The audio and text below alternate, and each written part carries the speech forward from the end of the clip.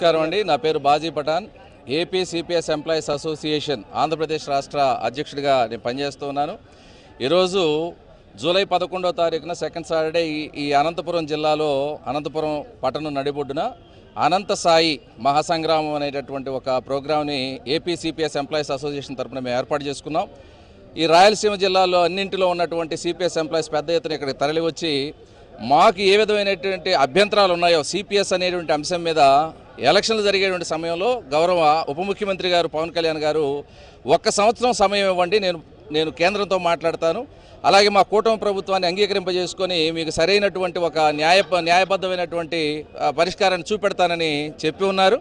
మరి సంవత్సరం రోజులు మేము వెయిట్ చేశాము. అలాగే 2వ సంవత్సరం కూడా అయిపోయినటువంటి తర్వాత ఏమి చేయాలి అనేటటువంటి అంశం మీద, అంటే అటు అపాయింట్మెంట్ అడిగితే సీఎం గారు కావచ్చు, పవన్ కళ్యాణ్ గారు కావచ్చు, లోకేష్ గారు కావచ్చు, సిపిఎస్ అంశం మీద అపాయింట్మెంట్ అడిగితే మాత్రం ఖచ్చితంగా మరి మమ్మల్ని రిజెక్ట్ చేస్తున్నటువంటి సందర్భం దాదాపు 2 సంవత్సరాల నుంచి మేము ప్రయత్నం చేస్తూ ఉన్నాం.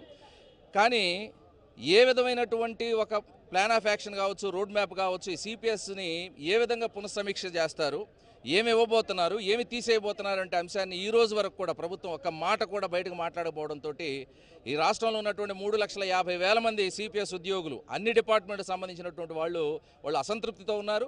ఈ అసంతృప్తి మరి వ్యతిరేకతగా మారక ముందే ప్రభుత్వం మేల్కొంటుందని చెప్పేసి మేమైతే భావిస్తూ ఉన్నాం.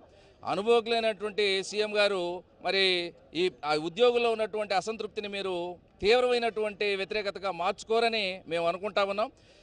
మేము ప్రతి సెప్టెంబర్ 1వ తారీఖున బ్లాక్ డేగా పరిగణించుకొని మరి విజయవాడలోనూ, గుంటూరులోనూ, రాజధానిలో ఒక ప్రోగ్రాం చేస్తాం. దానికంటే ముందుగా సన్నాహకంగా మరి ఈ 8 రాయలసీమ జిల్లాలకు సంబంధించిన మిత్రులతోటి ఈ కార్యక్రమాన్ని ఏర్పాటు చేసుకున్నాం. ఖచ్చితంగా సిపిఎస్ని ఏపీ రాష్ట్ర సరిహద్దులు దాటించే వరకు ఈ రాష్ట్రంలో ఉన్నటువంటి సిపిఎస్ ఎంప్లాయీస్ 3,50,000 మంది ఏ డిపార్ట్మెంట్ అయినా కావచ్చు, మేము విశ్రమించేటటువంటి అవకాశం లేదని, మీరేదో ఊరికనే వీళ్ళని వదిలేస్తే ఏ విషయంలో మాట్లాడకుండా ఉంటే, నిశ్శబ్దంగా ఉంటే వాళ్ళే ఊరుకుంటారనే విషయం మాత్రం మీరు అనుకోవద్దండి. తక్కువ అంచనా వేయొద్దు.